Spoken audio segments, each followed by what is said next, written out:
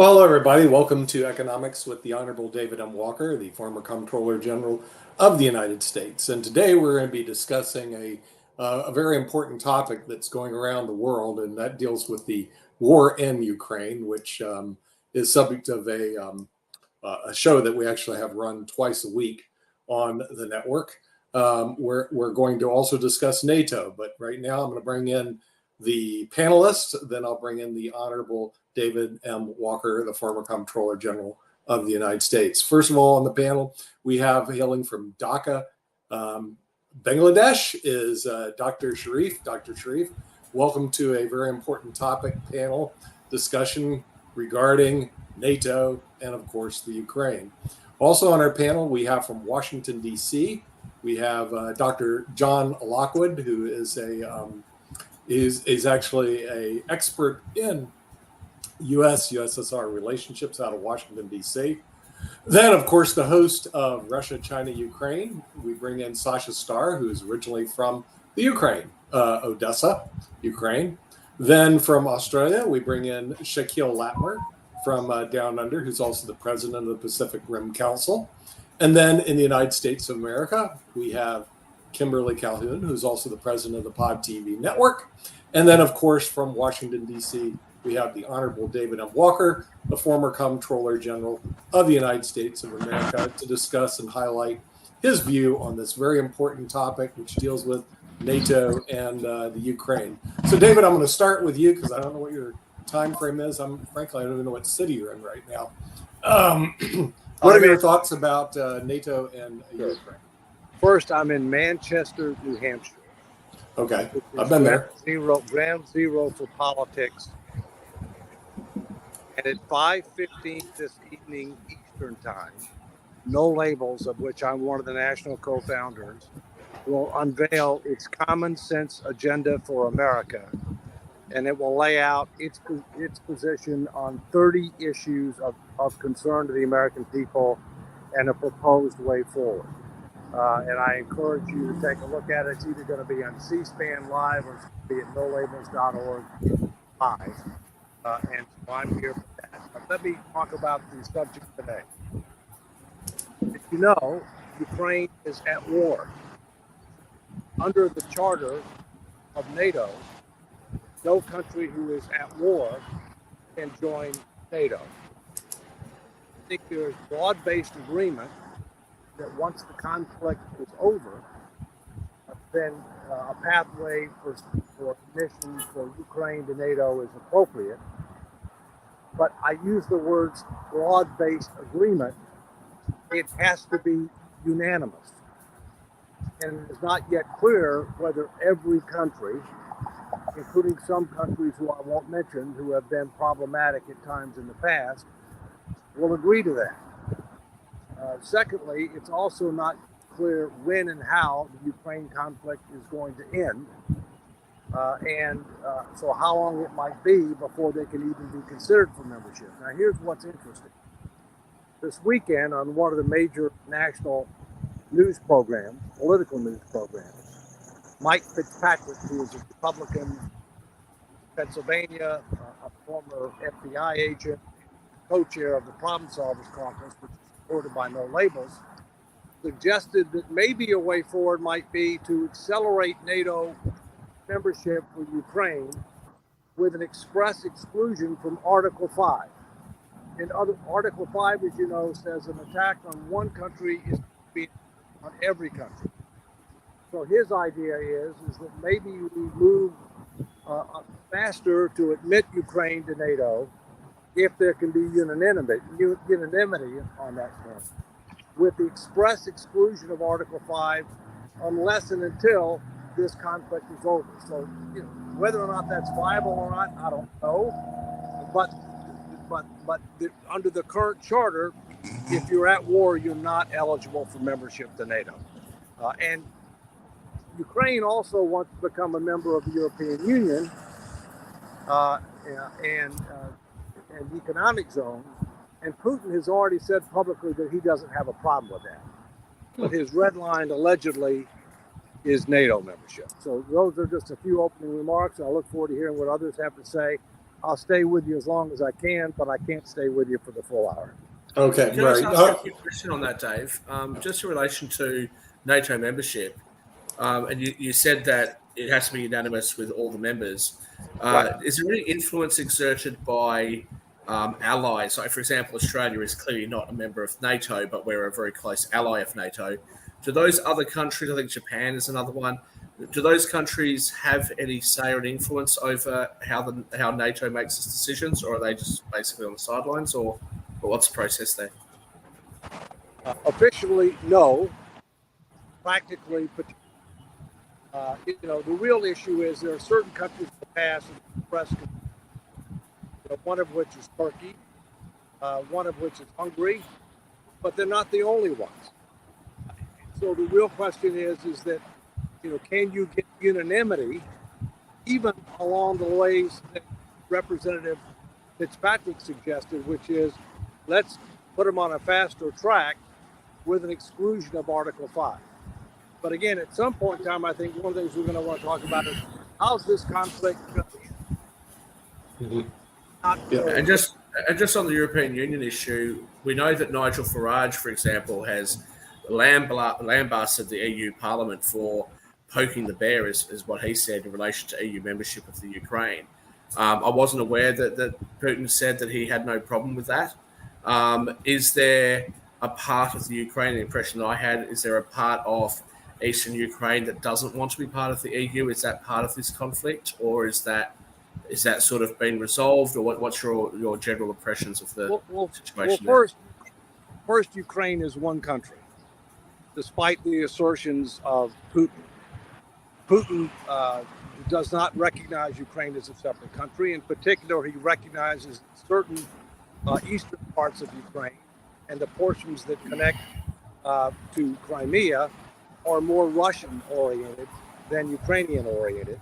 And as you probably recall from one of our prior shows, my personal view is that what Putin was trying to do at the beginning of this conflict, he was trying to annex part of eastern Ukraine, create a land bridge to Crimea, topple the government in Kyiv, put in a more friendly government, but not take over the whole country, so therefore he would have a buffer to NATO.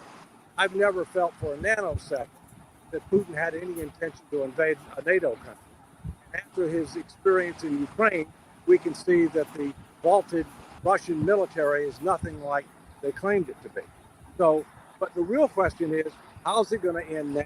And my concern is, for lots of reasons, and I've said this for over a year, that it may end up like Korea, where there's an armistice, where both sides stop the fighting. Ukraine doesn't agree to give up any territory, but Russia doesn't agree to leave any territory, and you have an effective state. Yeah. I want to bring in Professor John Lockwood, who's a former U.S. military intelligence, to get his thoughts on NATO and Ukraine from Washington, D.C. John, what are your thoughts on this? Well, interestingly enough, Nick, I agree with Dave Walker on how the conflict has to end, because NATO is confronted with two nations, Ukraine and Russia, who have politically irreconcilable objectives. Putin will not yield on his position that Ukraine is part of Russia and does not recognize it as a nation. Ukraine will not accept anything less than complete independence from Russia and from having Russia expelled from its territories, recovering the Crimea and expelling them from all the border areas that Russia occupied. Because we cannot conclude a formal treaty between the two countries, because any treaty that rewards Russia in any way, shape, manner, or form for its unprovoked aggression against Ukraine, this kind of treaty cannot be considered a treaty of peace. It is a treaty of appeasement and would set the stage for any future aggressions by Russia against Ukraine or other portions of NATO. I would disagree on that point with Dave. It would encourage future aggression.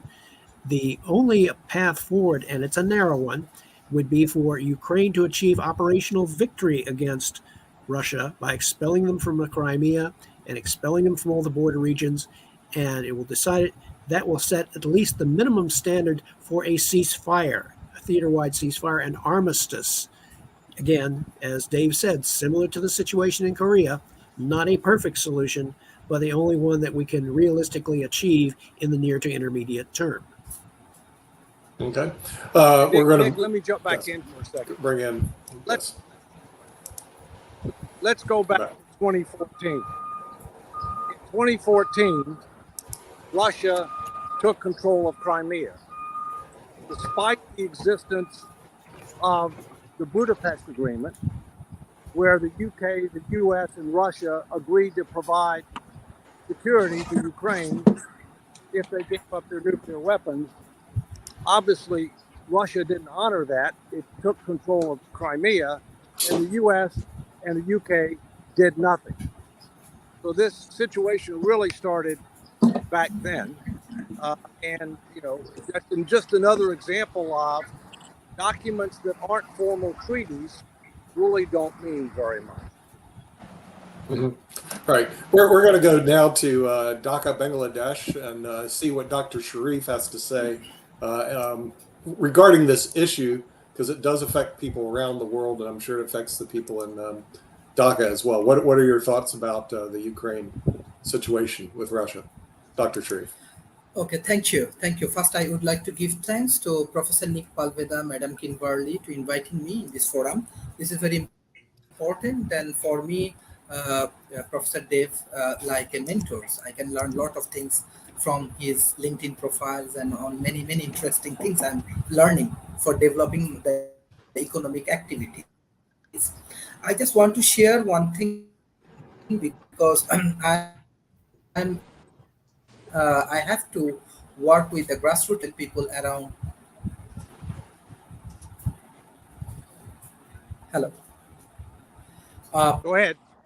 I have to work with the South Asia and Asia Pacific region, and specifically, I have to work with the grassroots level people, different universities students, university grant commissions, and what I'm seeing from the grassroots level people, they have a lot of economical challenge because of this Russia and Ukraine war.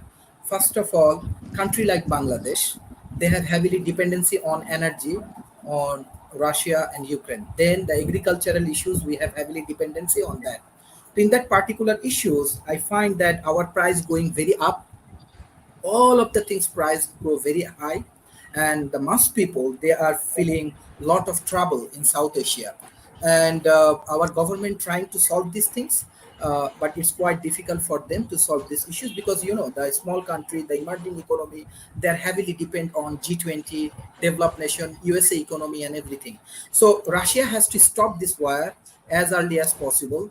I think NATO should force to stop this war because this is billions of people life, not only this war in between Ukraine and Russia. And definitely we have to support more to this Ukraine for this particular issue. And second thing, politically, I just want to add, because politically we are in imbalancing situation right now.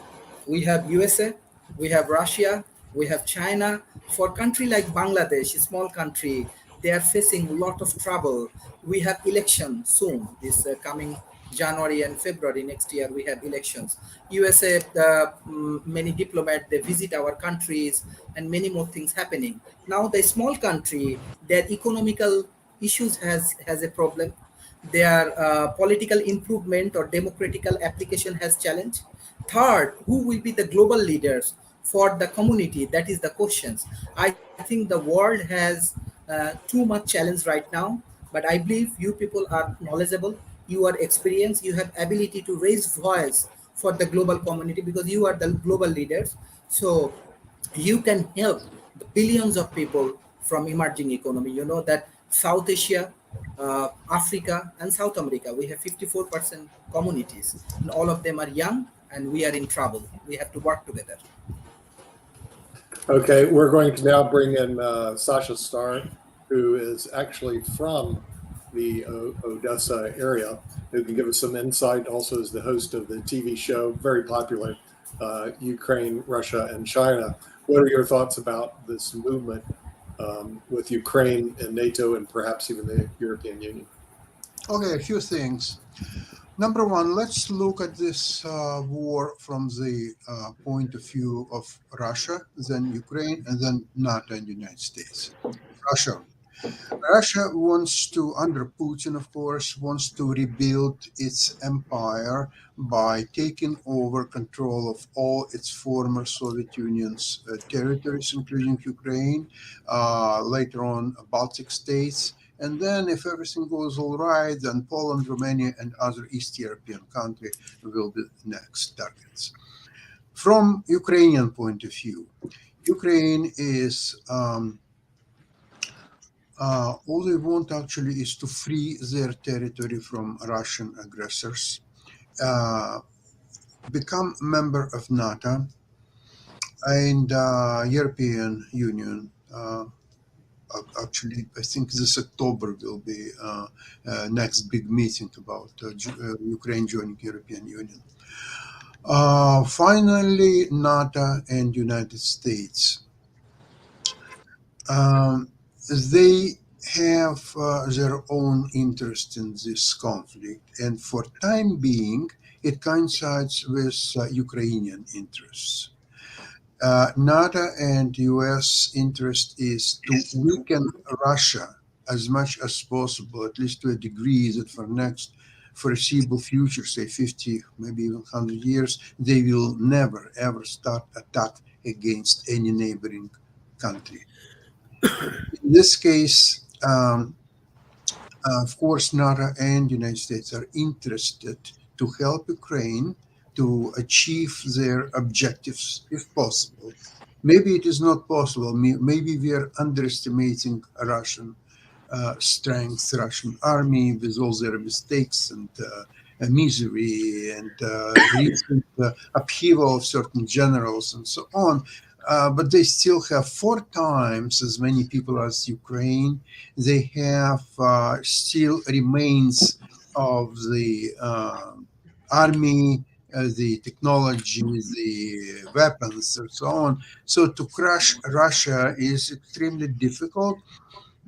Although under certain circumstances, Ukraine can achieve its goal and to get rid of the Russian aggressors, at least to get them from its territory. Now, about Ukraine joining NATO, I don't think that we should overestimate the meaning of Article 5 of NATO. And this is exactly why Ukraine wants to become a member of NATO. We already talked about that no country can join NATO while it has territorial disputes, never mind outright war with its neighbor. Let's forget about for a moment about all that. What is Article 5 really is? The perception is that if one of the NATO countries is attacked, all other countries immediately defend this member. But if you read this article, it says something different. For 24 hours, there is a silence. People are analyzing what's actually happened. What kind of attack is against the member of NATO? Is a cyber attack considered to be attack? What about blockade? Let's say if the Baltic states, Russia blockades them from the Baltic Sea, it doesn't enter the territory, but essentially blockade forbid NATO to enter any of these Baltic states, period. So there is no way that NATO can help these Baltic states unless they have figured out that it's to their advantage to attack Russia outright, maybe with the thermonuclear weapons, who knows. But it's very, very difficult to define what exactly is attack against single country, a member of NATO. There are, after 24 hours of silence, there are consultations. The country, by the way, the country which is attacked has a right to defend itself. Go figure out how Estonia or any other Baltic country can defend themselves against Russia. I fail to see that happen. David, please, you wanted to interject. Yeah, let me just say, we have to keep in mind that NATO is a mutual defense treaty. Article 5 talks about that if one country is attacked, then the other countries will come to the defense. It's not offense, it's defense. Okay? Okay. There's absolutely no question, by any reasonable definition of an attack, Russia is guilty of an attack on Ukraine. But Ukraine is not applied. Article 5 to Ukraine doesn't apply. So I wouldn't compare that. Yes, of course, in this case, if Ukraine would be member of NATO, all other NATO countries would defend it. I agree with that. Right. But there could be much more hybrid attacks, certain actions which look like an attack, but probably is not an attack. And your point is well taken that there are all kinds of attacks that occur, including cyber attacks, for example. Absolutely. Okay? And debatable about whether or not that would be covered, which is why the 24-hour rule. But in the case of Ukraine, the reason that Article 5 is an obstacle is there's no ifs, ands, or buts. They have to Russia. Therefore, if Ukraine was to become a member of NATO and there was not a carve out for Article 5, then the other countries of NATO, including the United States, would be obligated. That doesn't mean that they have to attack Russia, but it means that they have to do more than they're doing now. And I think realistically it would mean some commitment of troops. We haven't heard from Miss Kim. We've had this conversation before, and I've said when we've talked about, okay, it doesn't want to go nuclear, we don't want to see America or its allies, boots on the ground. What's the point of Ukraine joining NATO if they're going to get a carve out for Article 5?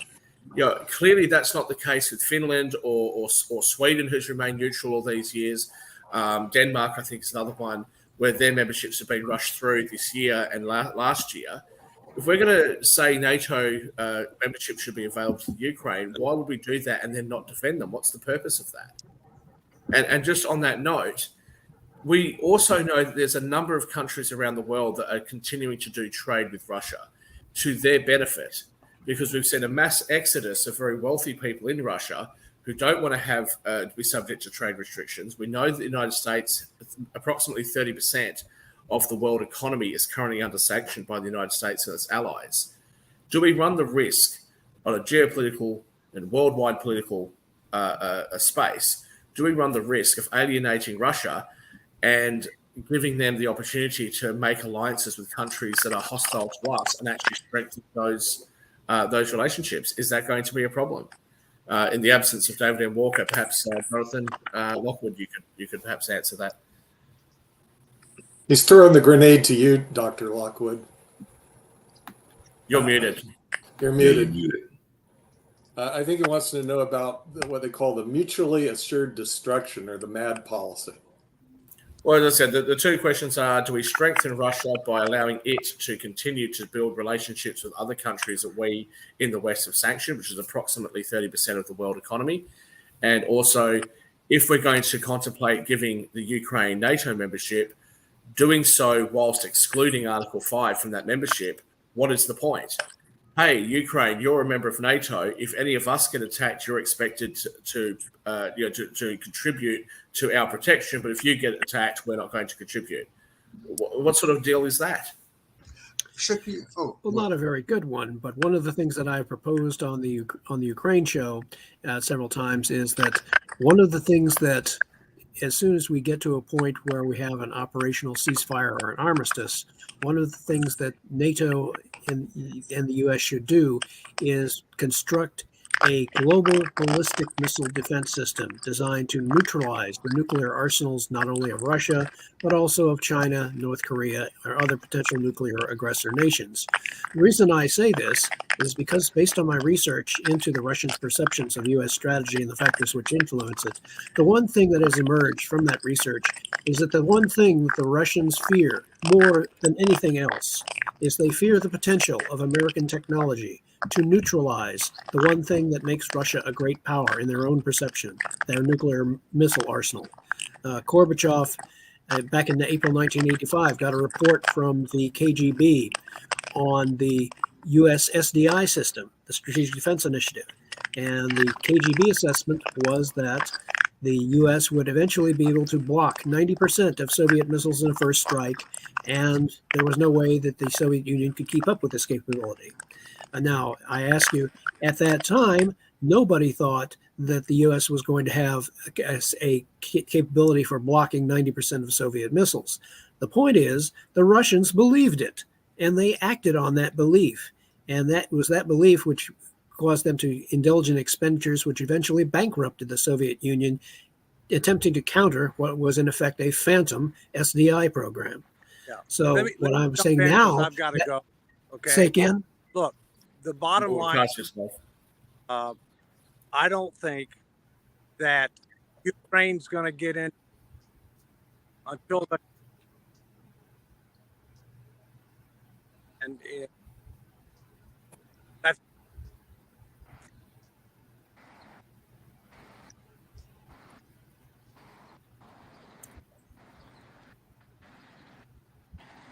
Not hearing anything.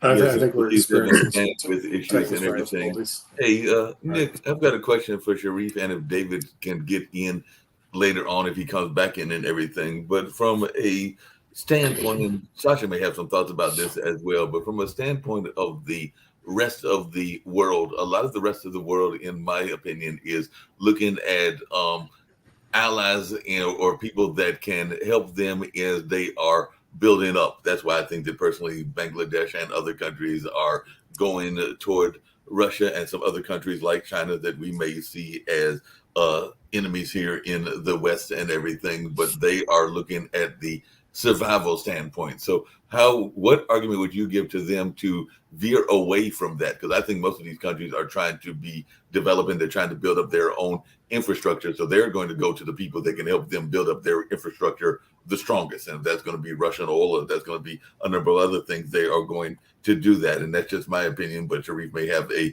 different opinion. But what are some of the ways that we can get them out of that mindset, if that's a mindset we want to get them out of? And Sharif, do you think I am correct that y'all are going to countries that are going to help you build up no matter what those countries are, East or West?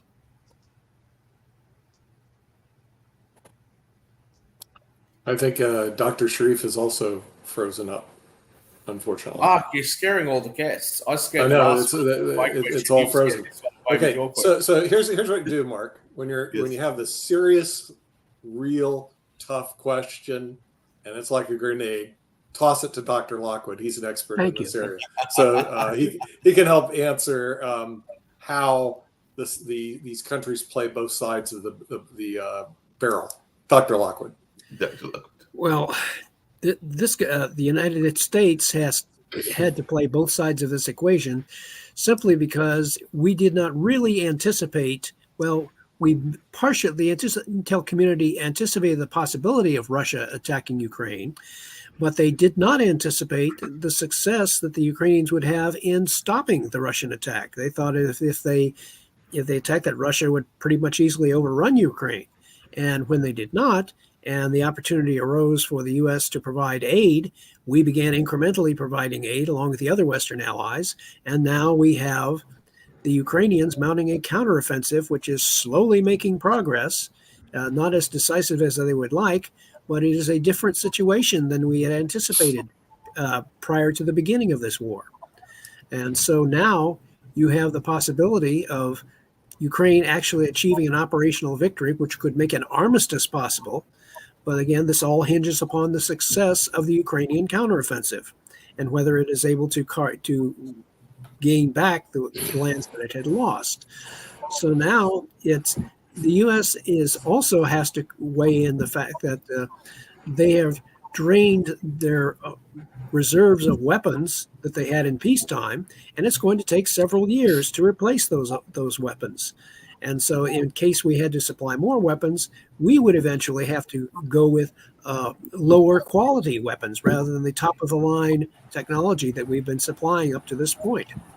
So yes, the U.S. has to be cautious and play both sides of this, mainly because it did not anticipate the current situation.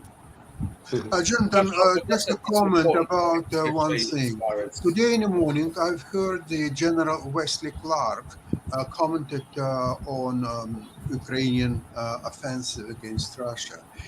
What he said is that Ukrainians are being expected to start offensive against Russian army, one of the strongest in the world, without not even superiority in the air, but without any air force, period.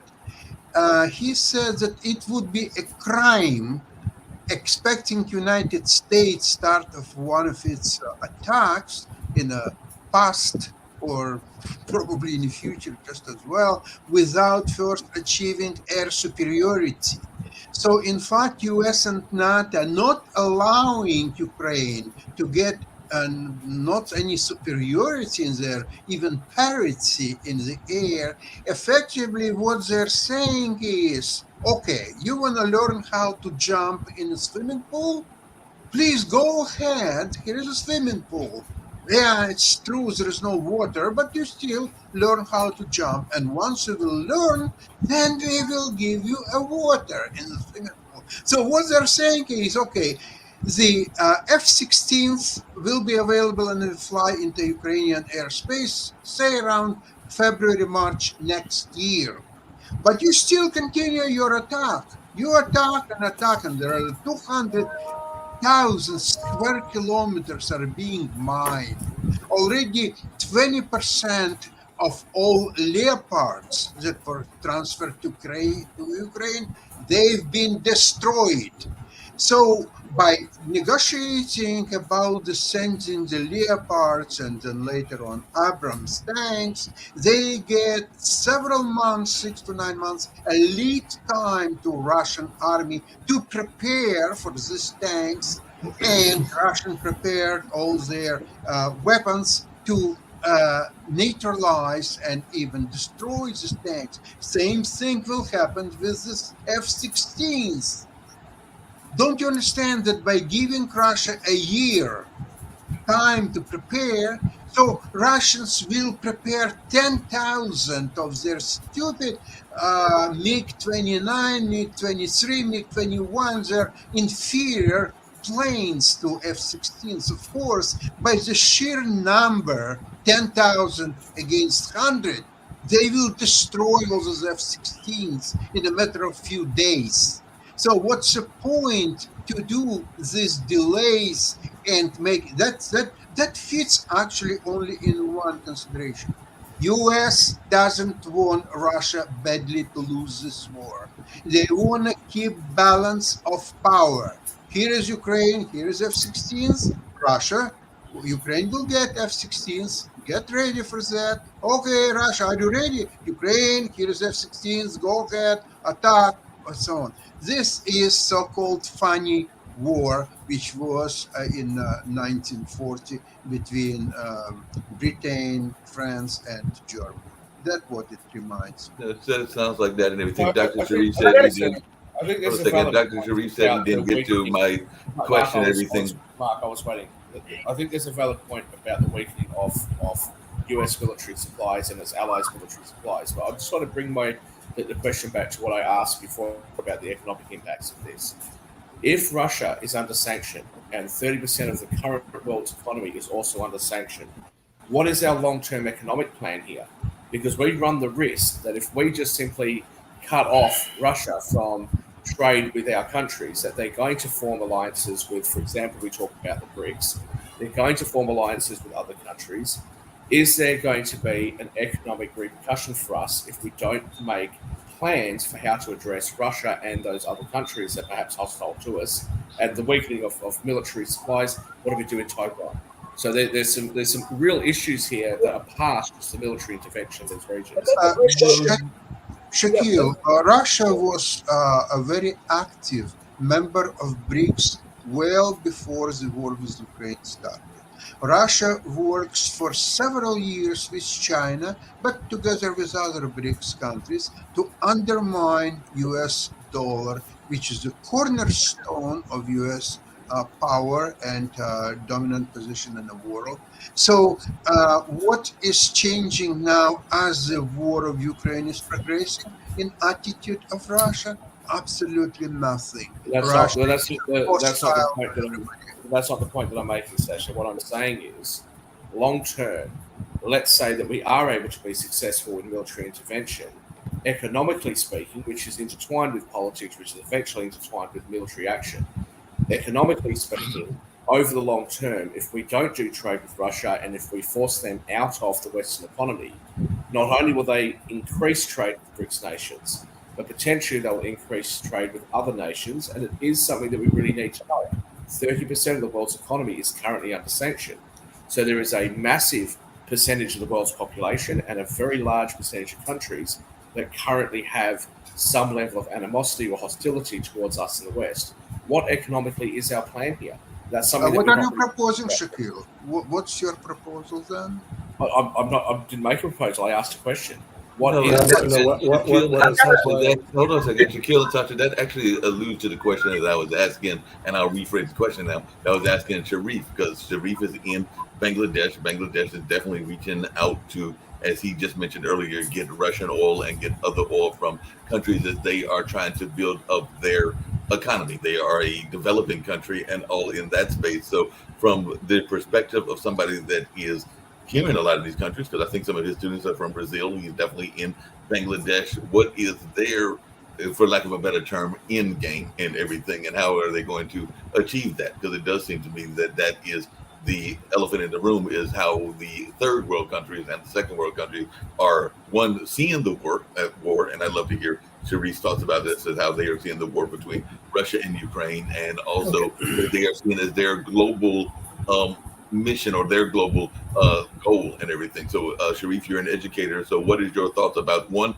the war, and second, how the war is impacting your country's development? Because I do know from being on your show several times that you are trying to encourage growth in that part of the world. So, what is your take on that and everything? Yeah. And I'd love to hear your perspective. Yeah, thank you, Mr. Martley. Not only in Dhaka or Bangladesh, beside that, India, Pakistan, Malaysia, Singapore, Japan. These are the reason we are very active. Our World Talent Economy Forum, and you know that we develop some largest business incubation with the support of university grant commissions. It's huge. Many young people they are involving. I say that we are in trouble. Definitely, country like Bangladesh or Pakistan or India, everybody in trouble because of this war.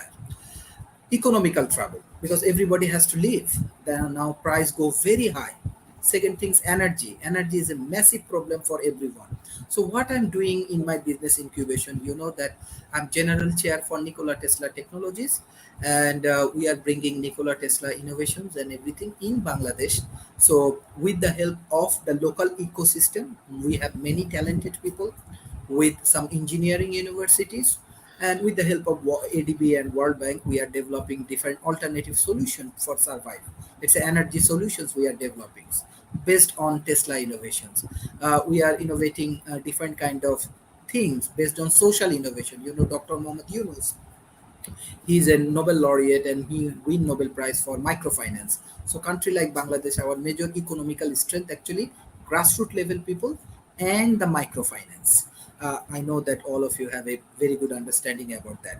So we are integrating all of the modern technology, microfinance initiative, and we are trying to overcome from this situation. I cannot save whole country; it's very big issues. But according to our World Talent Economy Forum initiative, what the business incubation responsibility we are taking, we get a very good success.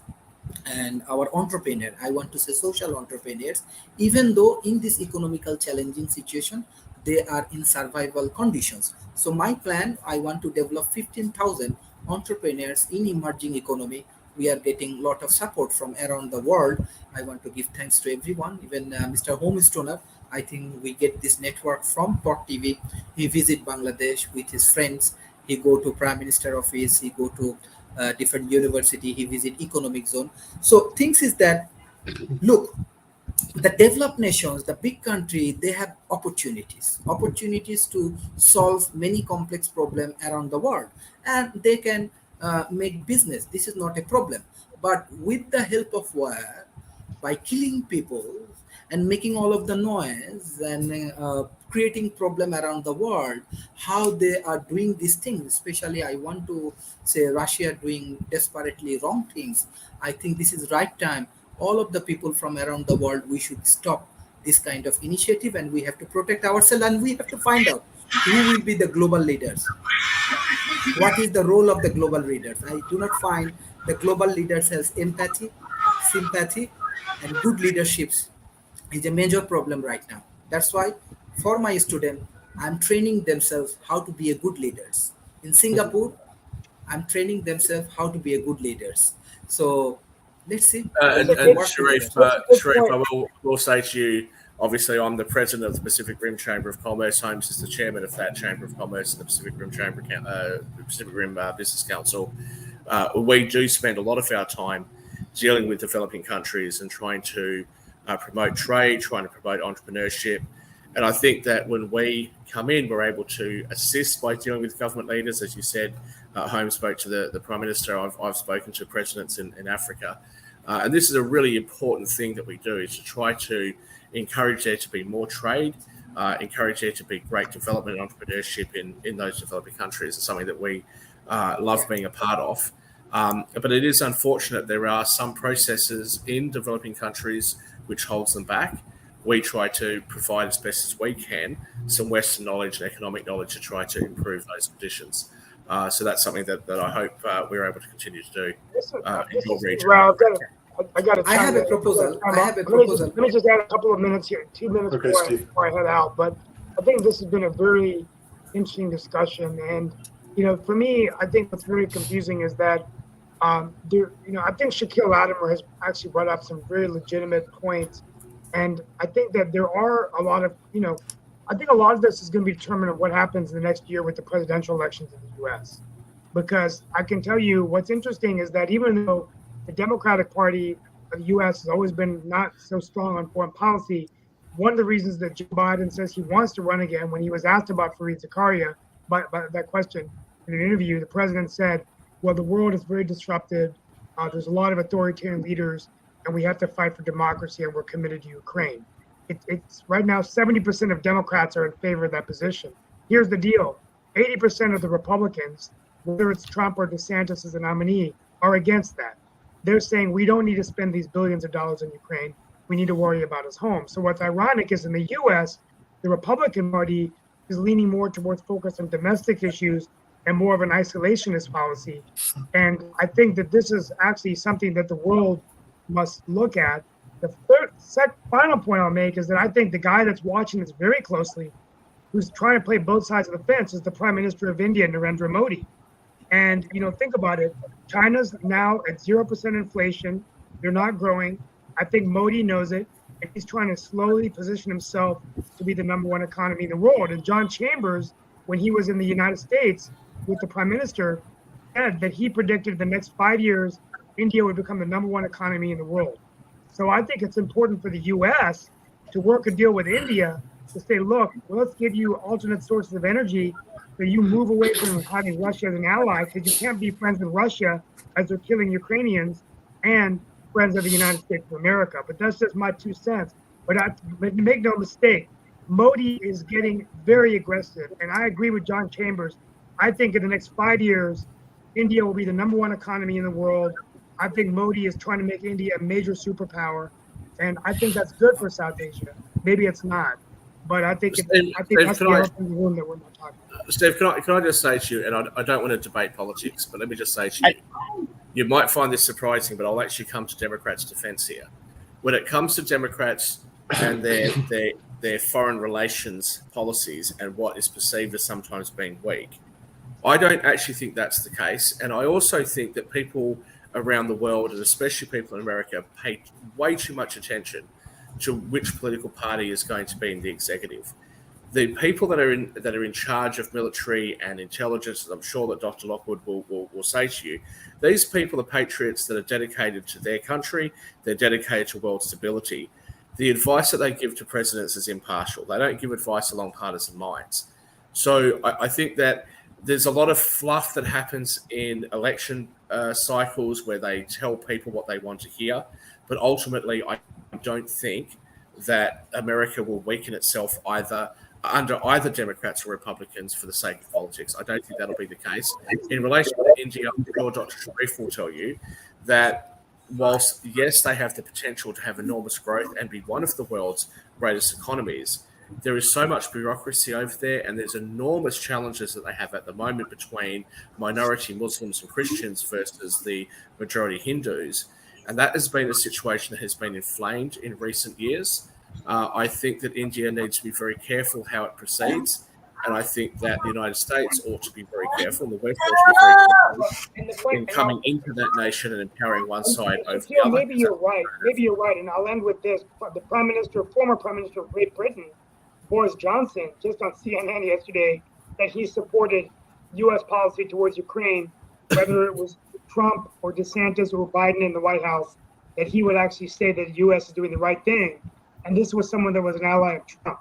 So I think it's, maybe you're right, but I'm just saying the reality is would the U.S. shift the policy? Well, okay, but you say he's an ally of Trump, but international politics gets a lot more murky. He was an ally of Trump because of domestic policies in the UK in relation to Brexit, but he was never really on the conservative Tory side of politics. He was not very well liked. So that's why I'm saying you have to be very careful when it comes to international issues of putting in there how we all feel domestically about our own countries, because I think that there's some significant challenges that happens in international politics which the people in charge, regardless of their political persuasion, will take into consideration. Jacoby, you've had your hand up for a while. Over to you. Yeah. Thank you. I'll agree that, well, two things, because I want to get back to the other point, the economic impact point, because I think that's where the broad and best part of the discussion is. I will say that neither party will intentionally weaken defense. It's based on who gets placed there, and I agree that the lifelong individuals are the ones that, yes, will try and give the best data and the best non-partisan feedback, but there are partisan individuals that get placed in the heads of these positions that do give partisan information, and that's where we run into where it's not intentional, it's an unintentional weakening based on whatever political leanings that individual at that head spot gives. And being in isolationist policies and being the way our politics is now, that 80% that Steve talked about, many of those have been pro-Putin as well, which is sad that is the mindset of some within that party at this moment, but it just is. And I just hope that we're able to move past that. But to get back to the actual the economic impact point,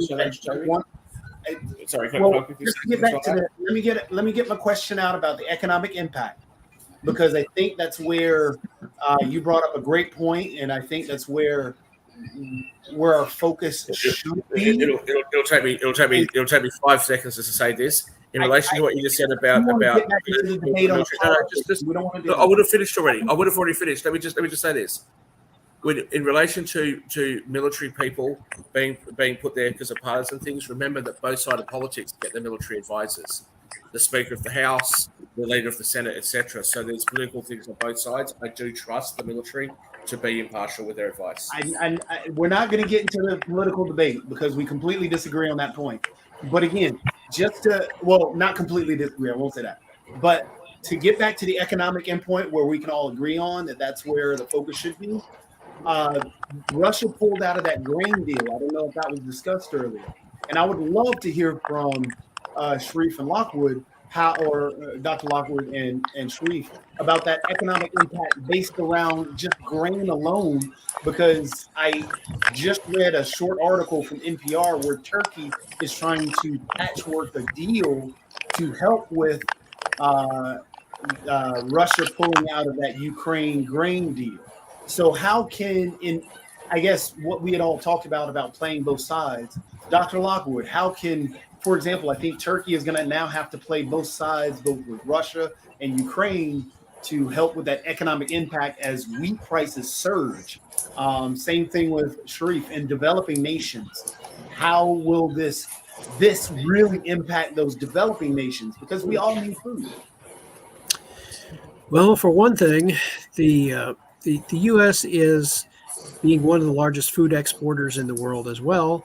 One of the things that the U.S. could do, and it's not clear because it impacts other issues as well, is, for example, the U.S. right now uses about 40% of its corn crop.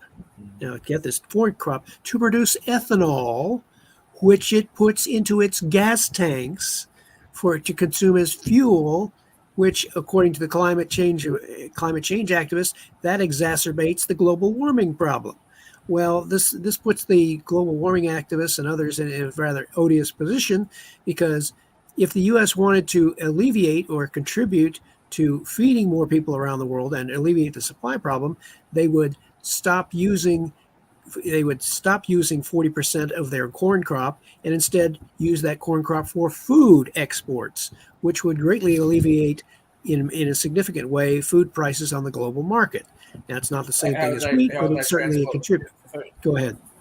Sorry, how would they transport the food? If they don't use the corn for fuel, how are they going to transport the food? What fuel are they going to use to transport the food with? Yeah, that would be the interesting point. What would be the fuel that they would use to transport that food out to the global market? Right now, the viable alternative for the United States would be using liquid natural gas, which is less carbon, a lower carbon footprint, shall we say, than the other fossil fuels. But then again, this all depends on whether you really believe that human industrial activity is actually contributing to global warming, and that too is debatable, because astronomers have recently pointed out that the temperature on other planets during this same period has also been going up, and there is no human activity on those planets. So what they're saying is it's the sun, stupid. It's not human industrial activity that's contributing to global warming. It's other factors. So this issue is much more complex than even we perceive at the moment. So I hear you and everything. Hey, Toby, could you redirect that to Sharif as well? Because I heard it and I don't want to redirect it since it's your question and everything. But I think that I would love to hear the view from the development world. Okay. Thank you. My view is very clear. People have lot of talents. People lives is very important. This war actually creating a bad example for global economy and for all of the peoples. We should stop in anyhow this war. We should stop Russia, and we do not want politics. We do not want more investment in military industries or the arms industries. USA should stop this kind of investment. They may solve many unique problems around the world. In between 3 hours of journey, I get around 2.5 billion people in South Asia. 2 months ago, I attended in the Delhi, in the Prime Minister Office conference for entrepreneurs. 5,000 entrepreneurs from around the world, they come. And they plan in between 25 years, they will produce $32 trillion economy. So it's possible. So why we focusing on all of the war, the policy, this and that? Better, I think the USA citizen, USA people, North American, like Canadian people or G20 people, they should more focus on developing nations. It has a young people, it has a lot of problem, and we need your help. We can work together. Let's solve the problem. Be creative, be positive, and be a good leader. And another things I want to add, because for my development purpose, I go to USA, I go to Britain, I go to Oxford, Cambridge, MIT for my development purpose. But I never see some good leaders from developed world. They come to Bangladesh for learning microfinance or for learning Islamic finance or for learning leadership. That creates empathy. That creates understanding about the real culture. We should learn from each other. So that's why I'm developing a largest business incubations. I want to invite you all. I'm sure you will be impressed by our infrastructure, impressed by the talent. That's why I'm focusing on talent. Talent is important. We have to help people, and people will change this world. And we should stop all of the political people, those who do not have leadership quality like Putin. Thank you. Sharif, I'd be happy to Pretty cool. the councils in Dubai, because I think that they would be, they're full of people from different countries that have come to Dubai and have made it and they've gone back to their own countries. So I'd be very happy to introduce you to some of the business national leaders that we deal with in Dubai and the UAE more generally. I have to agree with you, Dr. Sharif. Yeah. In other words, it'd be nice to do something positive, Dr. Sharif, rather than fight a stupid war in Ukraine. That's like ridiculous. We have a lot of things. You can build a good university. You can build a good school. You can help our media, right? Yeah. You can promote our country to the global area. You can solve energy problem, agricultural problem, water problem, housing problem. Many things is undone. At least I can say every day I'm visiting. So I can say a lot of good things happening. People are brilliant. People are talented. They only need good leadership. But how come all of the stupid people become leader? I'm sorry about that. How Putin become leader? If you see his background, he don't have empathy. How a spy? How he has empathy? He don't have. So we have to rethink about the leadership problem. We have to rethink about the leadership approach. This is important. The university has to do more research. They have to welcome all of the brilliant people. And you can come to my university. I'm sure you can get a lot of interesting case study, lot of interesting history, and you can change the world. You can part of these communities. And people gonna respect you. History gonna remember you. That is the beauty of emerging economy. The leadership problem in Russia, the only one country that can solve it, it's Ukraine. That's the only way to solve the leadership problem in Russia. Just get rid of him, get him killed, get him out of power. And Ukrainian now announced, read the General Zaluzhny article in Washington Post just the last couple of days. He is saying that he's going to take over Crimea and defeat Russians with or without help from NATO.